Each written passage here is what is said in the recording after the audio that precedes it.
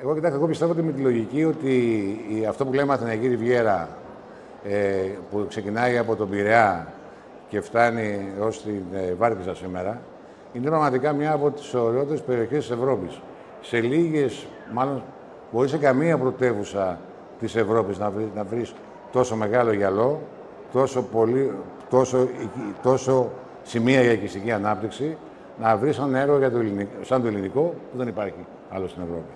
Αλλά κακά τα ψέματα, αυτές οι περιοχές είναι πια ταβάνι. Εγώ πιστεύω ότι οι περιοχές που είναι μετά τη Βάρκηζα, που είναι το Λαγονίσι, που είναι η Σαρονίδα, μέχρι το Σούνιο, έχουν μια πολύ μεγάλη προοπτική ανάπτυξη. Γιατί έχουν πολύ εύκολη πρόσβαση, είναι το αεροδρόμιο και είναι η Αττική Οδός. Δεύτερον, έχουν μεγάλα οικόπεδα που μπορεί να αναπτυχθούν.